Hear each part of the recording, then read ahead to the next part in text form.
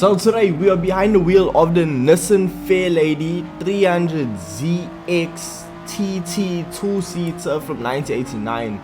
This is one of the most sought after cars at the moment because with update 1.60 we got an engine swap for this car, and for some reason Gran Turismo just didn't add it to the shop. You are not able to get it, you are not able to purchase it from the used car dealership until now. So with it being in the game, we can finally test out the new engine swap for this vehicle.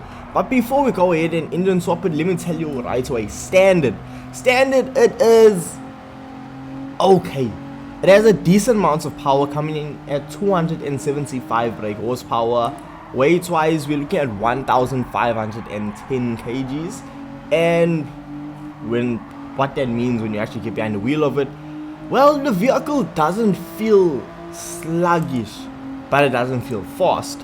Now the car, it accelerates decently quick and the braking sharp. I say that as almost run off circuit. But just the overall drivability of the vehicle, it's there. It's fun, it's enjoyable, but it needs a lot more. Now with me using a wheel and having not a lot of experience, you actually find yourself having to catch the rear end because it does step out, which is quite nice. It adds a bit of excitement to the overall driving experience. And look at that. You have moments where you can possibly spin out. So it's not completely boring, a dry experience, because you can still have fun with it. Interior cam looks absolutely incredible, and you can really just push this vehicle through corners. You can drive it, you can enjoy it, and that's what I actually like about it. Now cash price, or how much it's gonna cost you, is just over 60,000 credits. So look, 60,000 credits is not bad whatsoever, because genuinely you can make 60,000 credits quite quickly. So for 60,000 credits, I honestly think it is quite worth it. So with that being said, let us leave the vehicle in its standard shape and jump into the engine swap. Now when it comes to engine swaps, we see that the Nissan actually already had one, and that was actually the power plant from the R35 GT or Nismo, which is a fantastic engine. But now for 250,000 credits, we can swap in the LS7 from the Rampage Camaro. So that is going to be a lot more power. And I mean, look, straight off the bat, with us spending 250,000 credits, we shoot the power up to 748 brake horsepower. It brings the weight down, and it's gonna be a lot of power for this Nissan. But anyway, look, what we're gonna do, we're gonna spend the money, spend our 250,000 credits, and once it is swapped in, we're gonna take the vehicle on over to the tuning shop and then throw in some mods. We need to see how much power this engine can be. We need to see how much power this engine can produce now that it is fully upgraded, which is gonna require us spending a lot more money. So we still have titanium connecting pistons, carbon fiber propeller shaft, but we're just gonna go through now and throw in every single upgrade and see how much power we are left with at the end of the day. Now fully upgraded, we see we are left with 1104 brake horsepower and a vehicle that weighs 1078 kg. So yes, we do have more power than weight. This vehicle is still front engine, front wheel drive, so it is gonna be sketchy. That's the best way I'm gonna put it, because this vehicle should be a lot to handle, especially with your driver skill.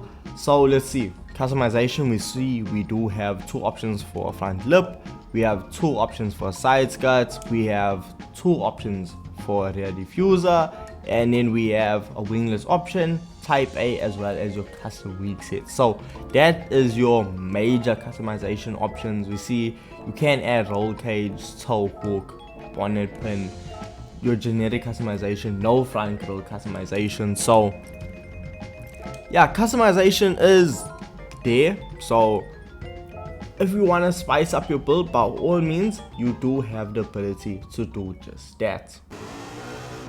So now we have the car fully upgraded, and it's kicking, yo.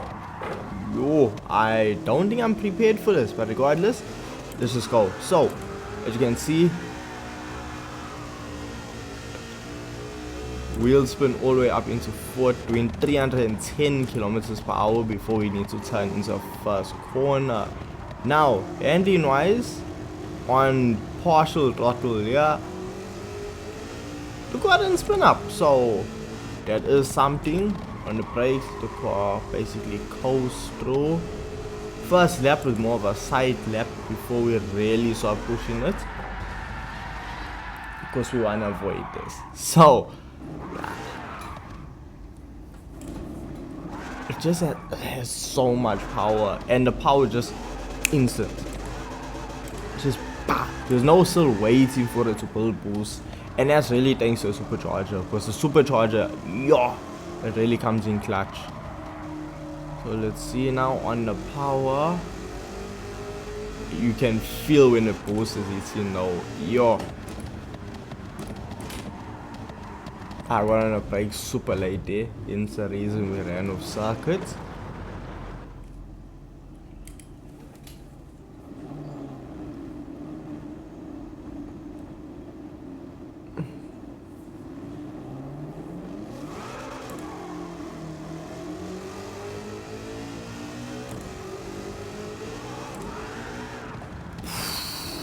It just breaks traction, yo.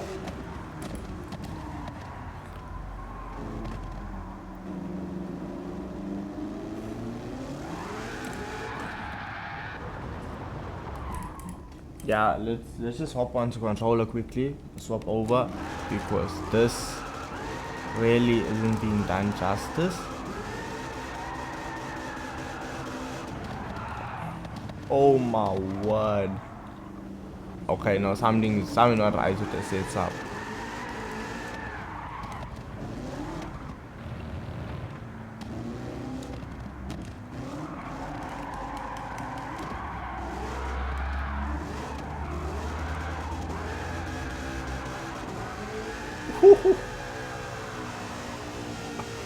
Yo.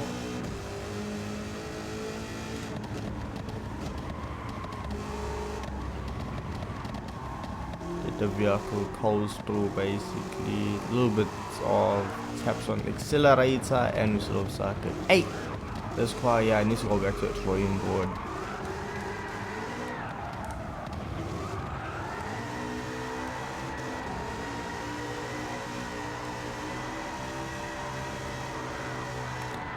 Yeah, see there. The rear end just kicks. It really just kicks.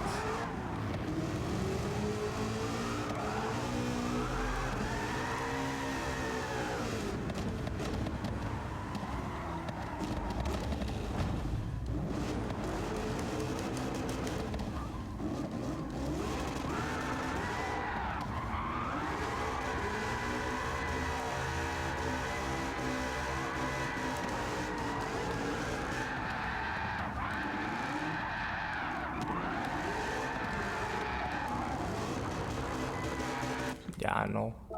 I'm not doing this justice at all. Yo. Okay.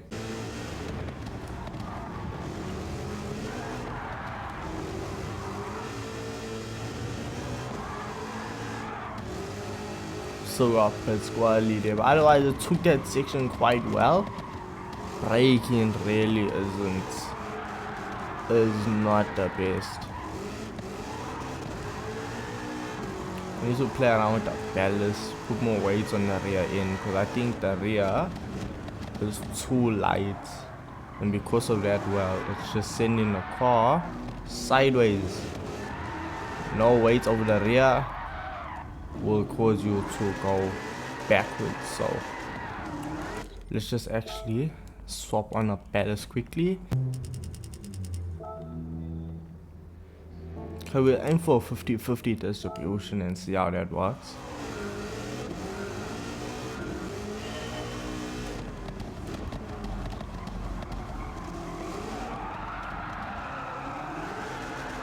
See, as you tap on it, the car is spinning.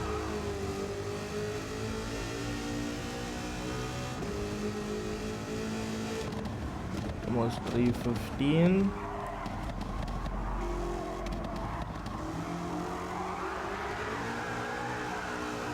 Smooth on the power.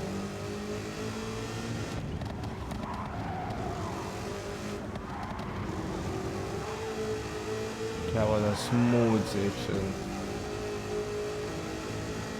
With the ballast being added, it really changed up a lot. The car doesn't feel as all over the place. It feels a lot more tame now. Obviously, because it is heavier, it's not going to be as fast, but